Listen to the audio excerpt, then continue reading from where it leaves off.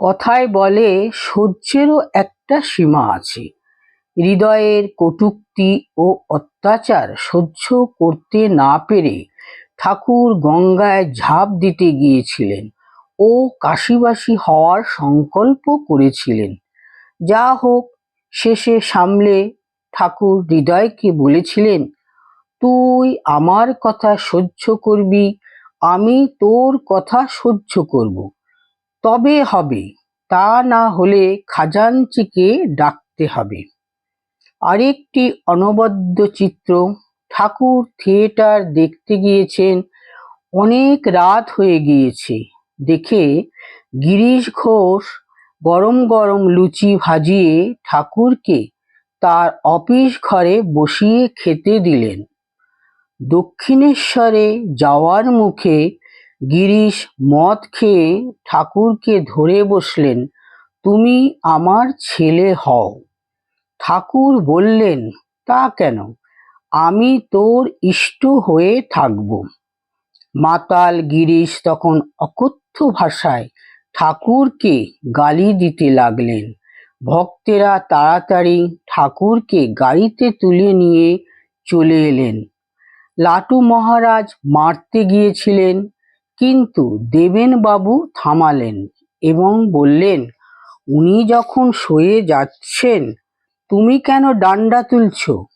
সবাই ঠাকুরকে বলল, ওই পাষণ্ডের কাছে আর যাবেন না। পরদিন রামচন্দ্র দত্ত হাজির। তার মুখে গিরিশ সম্পর্কে শুনে ঠাকুরের চোখ দিয়ে করুণাশ্রু বিগলিত হল। তিনি রামের গাড়ি করে গিরিশের বাড়ি গেলেন। গিরিশ ঠাকুরের পা ধরে সাষ্টাঙ্গে প্রণাম করলেন। ঠাকুরের এই ক্ষমার লীলাটি অপূর্ব। সচ্চিদানন্দই ভগবান, তিনি আনন্দময় পুরুষ, না হলে মানুষ তাকে ডাকত কিনা সন্দেহ। সেই ভগবান যখন অবতার হয়ে আসেন, দুঃখী মানুষ ছুটে যায় তার কাছে আনন্দ পাওয়ার জন্য। অন্যান্য অবতারের মধ্যে ঠাকুরের মতো এত অট্ট হাসি হুল্লোড় শোনা যায় না। রাম, কৃষ্ণ, বুদ্ধ, যিশু হো হো করে হাসছেন এমন কোনো উল্লেখ নেই। অথচ কথামৃত পড়লে আমরা দেখি সেখানে হাসির প্রসঙ্গ লেগেই আছে। তার সমাধির ছবিখানি দেখলে মনে হয় তিনি ভিতরে হাসি চেপে রাখতে পারছেন না। বাইবেলে দেখা যায় যিশু যেন বিষাদের প্রতিমূর্তি। তাই খ্রিস্টান ধর্ম প্রচারকগণ একটু গুরু গম্ভীর প্রকৃতির হন, কিন্তু ঠাকুর ছিলেন রসিক চূড়ামণি, আনন্দময় পুরুষ। এই দুঃখপূর্ণ সংসারে নিজে হাসতেন ও অপরকে হাসাতেন। এটি একটি বিশেষ গুণ। তিনি মা জগদম্বার কাছে প্রার্থনা করেছিলেন, মা, আমাকে শুকনো সাধু করিসনি, রসে বসে রাখিস। ঠাকুর পরিহাস ছলেও যদি কোনো কথা বলতেন, তার মধ্যেও একটা গূঢ় রহস্য থাকত। তিনি মজা করে বলতেন, আমি এদের অর্থাৎ ছোকরাদের কেবল নিরামিষ দিই না, মাঝে মাঝে আঁশ ধোয়া জল একটু একটু দিই, তা না হলে আসবে কেন? ঠাকুরের কাছে এই সংসারটা ছিল মজার কুটি। কথামৃতে ঠাকুরের বহু মজার ছবি রয়েছে। ওই সব বর্ণনা পড়লে মানুষের হতাশ ভাব কেটে যায়। দুঃখে ভারাক্রান্ত মন নিয়েও আমরা হেসে ফেলি। প্রত্যক্ষদর্শী সুরেশচন্দ্র দত্ত লিখেছেন, স্ত্রীলোকেরা কিরূপে পুরুষদিগকে বিমোহিত করেন এ কথা তিনি অনেক সময় স্ত্রী সাজিয়ে দেখাইতেন। তিনি স্ত্রীভাবে কাপড় পরিধান করিয়া স্ত্রী যেরূপ স্বামীকে আহার করায় সেইরূপ হাব ভাব কটাক্ষ সহকারে কাল্পনিক স্বামীকে আহার করাইতে বসিয়াছিলেন। ঠাকুর সত্যিই ছিলেন নটরাজ। নারী বা পুরুষ যে ভূমিকায় তিনি অভিনয় করুন না কেন তা হুবহু হতো। তার কারণ তিনি একই দেহে ছিলেন পুরুষ ও প্রকৃতি। শ্রীম কথামৃতে আরেকটি অপূর্ব চিত্র বর্ণনা করেছেন। ঠাকুর শ্রীরামকৃষ্ণ শুদ্ধাত্মা ভক্তদিগকে পাইয়া আনন্দে ভাসিতেছেন ও ছোট খাটটিতে বসিয়া বসিয়া তাহাদিগকে কীর্তনীর ঢং দেখাইয়া হাসিতেছেন। কীর্তনী দাঁড়াইয়া হাতে রঙিন রুমাল মাঝে মাঝে ঢং করিয়া কাশিতেছে ও নথ তুলিয়া থুথু ফেলিতেছে। আবার যদি কোনো বিশিষ্ট ব্যক্তি আসিয়া পড়েন, গান গাইতে গাইতে তাহাকে অভ্যর্থনা করিতেছে ও বলিতেছে আসুন। আবার মাঝে মাঝে হাতের কাপড় সরাইয়া তাবিজ, অনন্ত ও বাউটি ইত্যাদি অলঙ্কার দেখাইতেছে। অভিনয় দৃষ্টে ভক্তেরা সকলে হো হো করিয়া হাসিতে লাগিলেন। পল্টু হাসিয়া গড়াগড়ি দিতেছেন।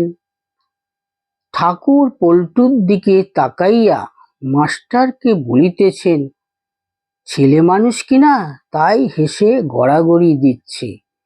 শ্রীরামকৃষ্ণ পল্টুর প্রতি সহাস্যে, তোর বাবাকে এসব কথা বলিসনি, যাও একটু, অর্থাৎ আমার প্রতি টান ছিল তাও যাবে, ওরা একে ইংলিশম্যান লোক।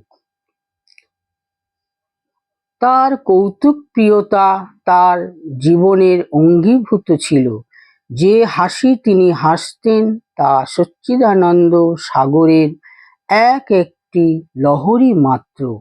তার ওই হাসির ঢেউ ভক্তদের সচ্চিদানন্দ সাগরের তীরে পৌঁছে দিত। সাধারণ মানুষ গভীর তত্ত্বপূর্ণ ধর্মোপদেশ বেশি সময় ধরে নিতে পারে না, হাঁপিয়ে ওঠে। তাই ঠাকুর কঠিন ধর্মালোচনার মাঝে মাঝে হালকা হাসির অবতারণা করে ভক্তদের মনকে বিশ্রাম দিতেন। তারপর আবার শুরু করতেন ধর্ম প্রসঙ্গ। একটু আগে যে মানুষটি কীর্তনিয়ার অভিনয় করে সবাইকে হাসাচ্ছিলেন, সেই মানুষটি পরক্ষণে ভক্তদের উপদেশ দিচ্ছেন ঠাকুর ঘরে ও গঙ্গার ঘাটে নিষ্ঠাবান ও নিষ্ঠাবতীদের ইঙ্গিত করে। তারপরেই ঠাকুর সমাধিমগ্ন। এই অভিনয় একমাত্র অবতার শ্রীরামকৃষ্ণের পক্ষেই সম্ভব। যিনি রাজার বেটা, সাততলার চাবি তাদের হাতে, তারা সাততলায় উঠে যায়, আবার ইচ্ছা মতো নেমে আসতে পারে। ঠাকুর হাসিয়ে শেখাতেন, আবার কথা বলে বা মৌন থেকেও শেখাতেন।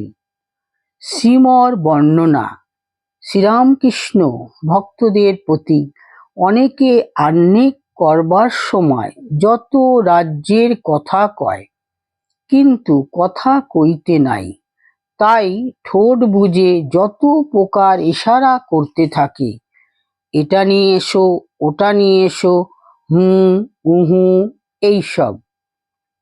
আবার কেউ মালা জপ করছে, তার ভিতর থেকে মাছ দর করে, জপ করতে করতে হয়তো আঙুল দিয়ে দেখিয়ে দেয় ওই মাছটা, যত হিসাব সেই সময়ে। কেউ হয়তো গঙ্গা স্নান করতে এসেছে, সে সময় কোথা ভগবান চিন্তা করবে, গল্প করতে বসে গেল, যত রাজ্যের গল্প। তোর ছেলের বিয়ে হলো, কি গয়না দিলে?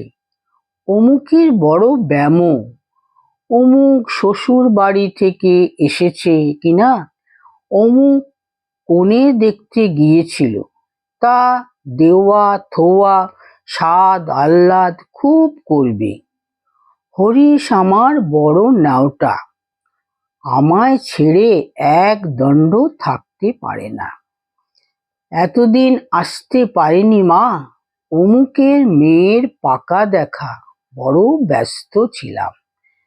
দেখো দেখি কোথায় গঙ্গা স্নানে এসেছে, যত সংসারের কথা।